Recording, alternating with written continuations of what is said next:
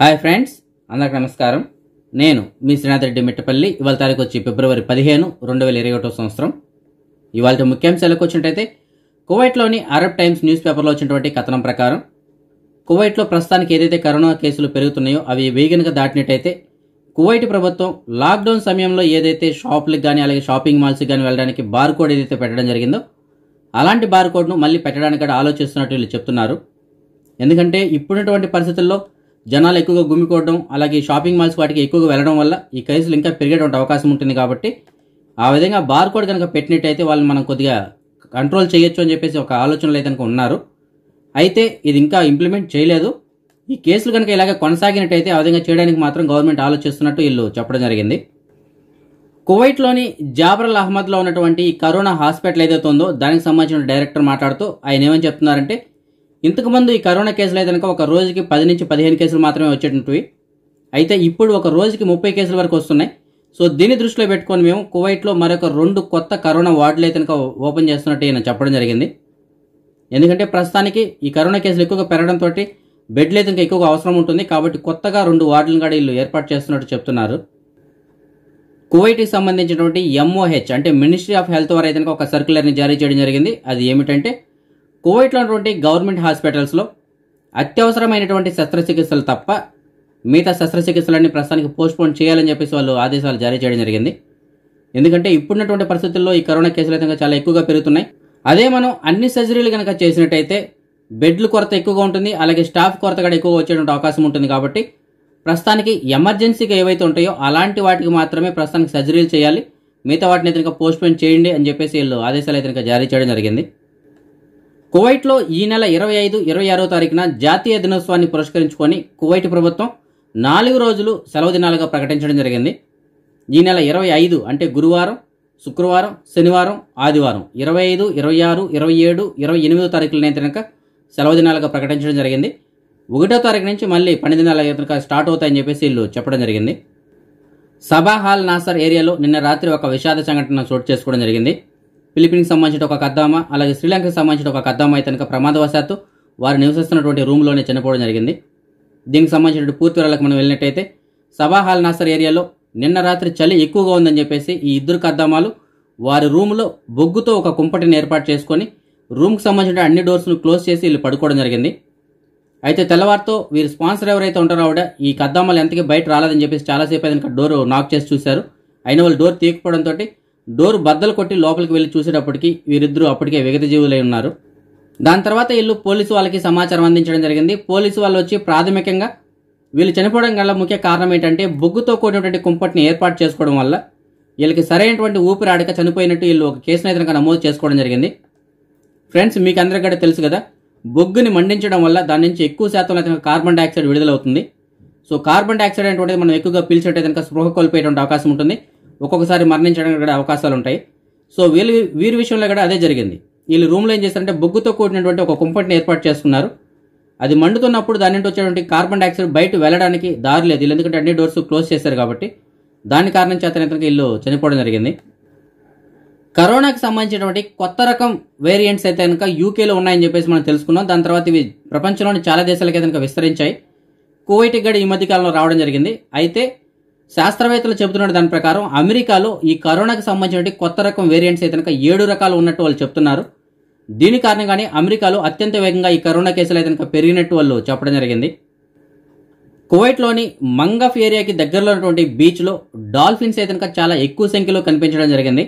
దీనికి సంబంధించిన ఒక వీడియో కూడా ఉంది, గమనించండి.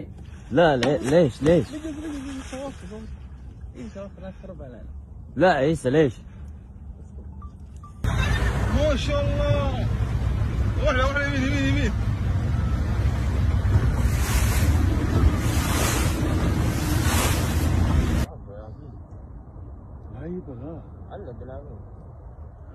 قدام فندق الكوت. ايه بعيد العافيه القوش هذول شو شوف زلفه القرش قرش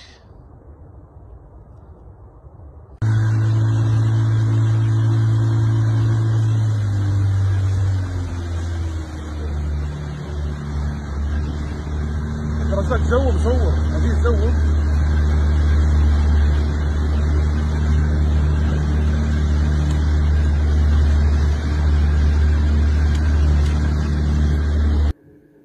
మన సబ్స్క్రైబర్స్ చాలా మంది డౌట్స్ అడుగుతున్నారు, అన్న ఈ నెల 21వ తారీఖు నుంచి కువైట్లో కర్ఫ్యూ ఉంటుందా లేదా అని చెప్పేసి.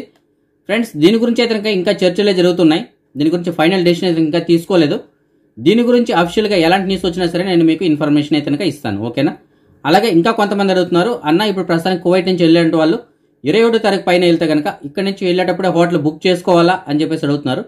ఫ్రెండ్స్, ఇది కూడా దీనికి సంబంధించిన అఫీషియల్ న్యూస్ అయితే ఇంకా రాలేదు. ఇది ఒక ప్రతిపాదన మాత్రమే. దీని గురించి కూడా ఎలాంటి అఫీషియల్ న్యూస్ వచ్చినా సరే నేను మీకు ఇన్ఫర్మేషన్ అయితే ఇస్తాను. మన సబ్స్క్రైబర్స్ చాలా మంది ఈ ఫ్లైట్ టికెట్స్ గురించి అడగడం జరుగుతుంది. ఫ్రెండ్స్, ప్రస్తుతానికైతే కనుక కువైట్ నుంచి విజయవాడకి, బెంగళూరుకి, హైదరాబాద్కి అయితే టికెట్స్ అందుబాటులో ఉన్నాయి. మీకు ఏదైనా టికెట్స్ కావాలనుకుంటే మీకు డిస్ప్లేలో ఒక 2 నెంబర్లు ఉన్నాయి కదా, ఆ నెంబర్లకు కాల్ చేసి పూర్తిగా కనుక్కొని టికెట్స్ తెచ్చుకోవచ్చు, ఓకేనా. మన సబ్స్క్రైబర్ ఒకరు మనకి మెసేజ్ పెట్టడం జరిగింది. తనకు సంబంధించినటువంటి పర్సు పోగొట్టుకున్నారంట. ఆ పర్సులో civil ID card, driving licence, అలాగే కొంత మనీ కూడా ఉంది. ఆ సివిల్ ఐడి కార్డు పైన పేరు అయితే కనుక ప్రసాద్ కోట అని చెప్పేసి ఉంటుంది.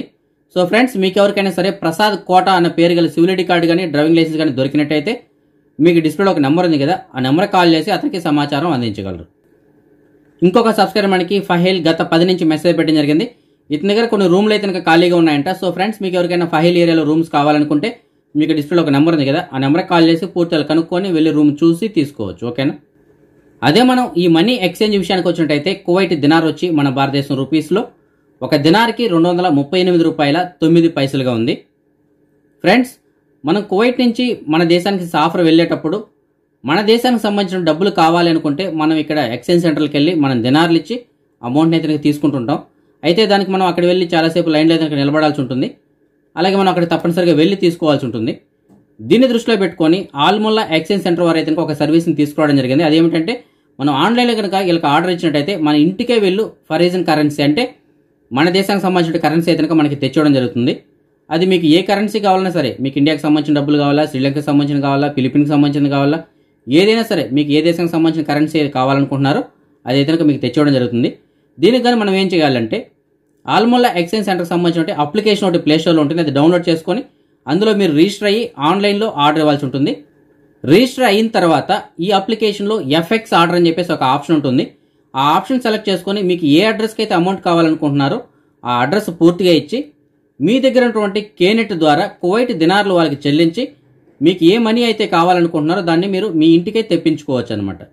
సో ఫ్రెండ్స్, మీకు ఎవరికైనా సరే ఏ విధంగా బయట దేశాలకు సంబంధించిన మనీ మీకు ఇంటికే కావాలనుకుంటే, అంటే కువైట్లో మీరు ఎక్కడున్నా సరే మీరు ఎక్స్చేంజ్ సెంటర్కి వెళ్ళి మన భారతదేశానికి సంబంధించిన రూపీస్ మనం తీసుకునే పని లేకుండా మీరు కేనెట్ ద్వారా వాళ్ళకి అమౌంట్ కనుక ఆన్లైన్లో పే చేసినట్టయితే మీరు ఇచ్చినటువంటి అడ్రస్కి ఆల్మోల్లా ఎక్స్చేంజ్ సెంటర్ వారు డైరెక్ట్గా మన ఇండియాకి సంబంధించిన డబ్బు అయితే కనుక మీకు ఇంటికే తెచ్చివ్వడం జరుగుతుంది. ఫ్రెండ్స్, ఇది ఇండియాలో ఉండే వాళ్ళకి కాదు, కువైట్లో ఉండేటువంటి వాళ్ళకి మాత్రమే, ఓకేనా. అదే మనం బంగారం విషయానికి వచ్చినట్టయితే కువైట్లో ఉన్న మాలియాలో ఉన్నటువంటి సూకల్ వతియాలో ఉన్న ఎఫ్కే జ్యువెలర్స్ వాళ్ళు అందించినటువంటి సమాచారం మేరకు 1 గ్రాము బంగారం వచ్చి 22 క్యారెట్ల బంగారం అయితే కనుక 17 దినార్ల 200 పిల్స్గా ఉంది. అదే 24 క్యారెట్ల బంగారం అయితే 17 దినార్ల 838 పిల్స్గా ఉంది. ఇప్పుడు మనం ఈ కరోనా వ్యాధికి సంబంధించినటువంటి అప్డేట్స్ చూద్దాం. ముందుగా కువైట్ విషయానికి వచ్చినట్టయితే కువైట్లో ఇవాళ కొత్తగా 823 కేసులు రావడంతో మొత్తం కేసుల సంఖ్య 1,78,524 చేరుకుంది. ఇందులో ఒక 10,724 మంది ఈ వ్యాధికి ఇంకా ట్రీట్మెంట్ తీసుకుంటూ ఉండగా ఇవాళ సుమారుగా 772 మంది ఈ వ్యాధి నుంచి కోలుకోవడంతో మొత్తం కోలుకున్న వారి సంఖ్య 1,66,791 చేరుకుంది. అలాగే దేశవ్యాప్తంగా గడిచిన 24 గంటల్లో ఈ కరోనా కారణంగా ఒక 6 చనిపోవడంతో మొత్తం చనిపోయిన వారి సంఖ్య 1,009 చేరుకుంది కువైట్లో. అదే మన భారతదేశం విషయానికి వచ్చినట్టయితే మన భారతదేశంలో ఇప్పటి వరకు సుమారుగా ఒక 82,85,295 మందికి అయితే కనుక ఈ కరోనా టీకాలు అందించడం జరిగింది. ఇవాళ మన భారతదేశంలో ఒక 8,761 కొత్త కరోనా కేసులు రావడంతో మొత్తం కేసుల సంఖ్య 1,09,25,208 చేరుకుంది. ఇందులో 1,34,047 మంది వ్యాధికి ఇంకా ట్రీట్మెంట్ తీసుకుంటూ ఉండగా ఇవాళ సుమారుగా 11,463 మంది వ్యాధి నుంచి కోలుకోవడంతో మొత్తం కోలుకున్న వారి సంఖ్య 1,06,30,779 చేరుకుంది. అలాగే దేశవ్యాప్తంగా గడిచిన 24 గంటల్లో ఒక 68 మంది ఈ వ్యాధి కారణంగా చనిపోవడంతో మొత్తం చనిపోయిన వారి సంఖ్య 1,55,836 చేరుకుంది. అదే మన తెలుగు రాష్ట్రాల విషయానికి వచ్చినట్టయితే ఆంధ్రప్రదేశ్లో ఇవాళ కొత్తగా 30 కేసులు రావడంతో మొత్తం కేసుల సంఖ్య 8,88,899 చేరుకుంది. ఇందులో ఒక 695 మంది వ్యాధికి ఇంకా ట్రీట్మెంట్ తీసుకుంటుండగా ఇవాళ సుమారుగా 69 మంది వ్యాధి నుంచి కోలుకోవడంతో మొత్తం కోలుకున్న వారి సంఖ్య 8,81,041 చేరుకుంది. అలాగే రాష్ట్ర వ్యాప్తంగా గడిచిన 24 గంటల్లో ఒకరు ఈ వ్యాధి కారణంగా చనిపోవడంతో మొత్తం చనిపోయిన వారి సంఖ్య 7,163కి చేరుకుంది.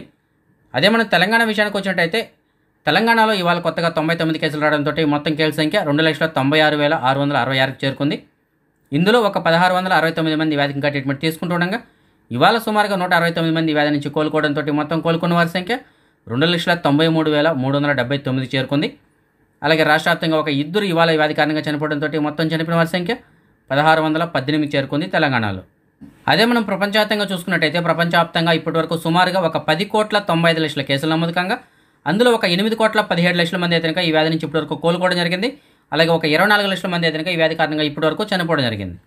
అదే మనం నిన్నటి విషయానికి వచ్చినట్టయితే ప్రపంచం మొత్తం మీద సుమారుగా ఒక 2,92,000 కేసులు నమోదు కాగా అందులో ఒక అమెరికాలోని 64,000 కేసులు నమోదై మన భారతదేశంలో 11,400 కేసులు, బ్రెజిల్లో 23,000 కేసులు, రష్యాలో 14,000, యూకేలో 10,000, అలాగే ఫ్రాన్స్లో 16,000 కేసులు చొప్పున నమోదు జరిగింది.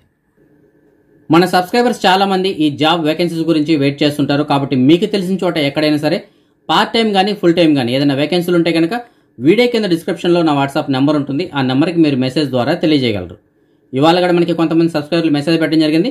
అందులో ఒక సబ్స్క్రైబర్ మనకి సబాయ ఏరియా నుంచి మెసేజ్ పెట్టారు. ఒక కువైట్ వాళ్ళ ఇంట్లో టెంపరవరీగా ఒక 3 నుంచి 4 నెలల వరకు పనిచేయడానికి ఒక డ్రైవర్ కావాలని చెప్తున్నారు.